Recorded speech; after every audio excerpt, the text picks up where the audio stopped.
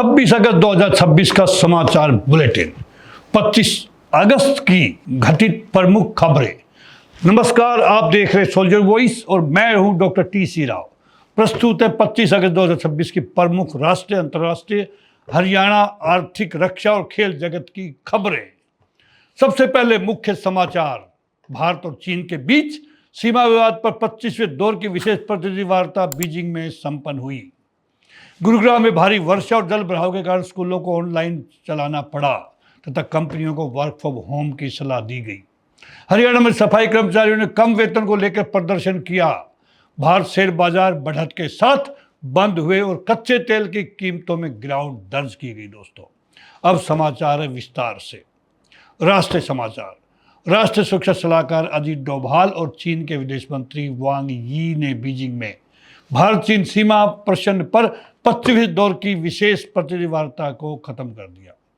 दोनों पक्षों ने वास्तविक नियंत्रण रेखा पर शांति बनाए रखने, सीमा निर्धारण की प्रक्रिया आगे बढ़ाने तथा द्विपक्षीय संबंधों को स्थिर बनाने पर चर्चा की। सीमा विवाद का अंतिम समाधान अभी दूर है दोस्तों, लेकिन संवाद जारी रहे दोनों देशों के संबंधों के लिए सकारात्मक संकेत माना जा रहा है। पटना में छात्रों ने कथित प्रश्न पत्र लीक, भर्ती परीक्षाओं की अनियमितताओं और रोजगार संबंधी मांगों को लेकर गांधी मैदान में मुख्यमंत्री आवास की ओर प्रदर्शन मार्च निकाला।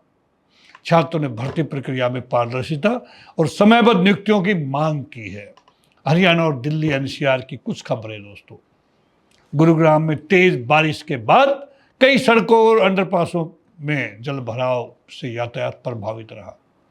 जिला प्रशासन ने 25 अगस्त को स्कूलों में ऑनलाइन कक्षाएं संचालित करने और निजी कंपनियों के कर्मचारियों को वर्क फ्रॉम होम करने की सलाह दी। लगातार होने वाला जल भराव एक बार फिर गुरुग्राम की जल निकासी व्यवस्था और शहरी नियोजन पर गंभीर सवाल खड़े करता है। हरियाणा में सफाई कर्मचारियों ने कम वेतन और सेवा संबंधी मांगों को लेकर प्रदर्शन किया। कुछ स्थानों पर प्रदर्शनकारियों ने सड़कों पर कूड़ा डालकर विरोध जताया, जिससे सफाई व्यवस्था प्रभावित होने की आशंका बनी।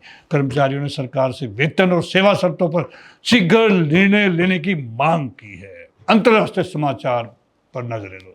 बांग्लादेश ने सऊदी अरब, तुर्की और पाकिस्तान के प्रस्तावित संयुक्त रक्षा समझौते मक्का पैक्ट, जिसे हम बोलते हैं, में शामिल होने की संभावना पर विचार करने के संकेत दिए हैं। यानी ये भी उसी ट्राई अम्ब्रेला के अंदर जाना चाहता है। यदि ढाका इस दिशा में आगे बढ़ता है तो इसका दक्षिण एशिया की सुरक्षा व्यवस्था और भारत बांग्लादेश संबंधों पर प्रभाव पड़ सकता है। ईरान और ओमान के बीच होर्मुज जलदमरू मध्य के संचालन को लेकर बातचीत दोबारा शुरू होने की खबरों से कच्चे तेल की कीमतों में गिरावट देखी गई है।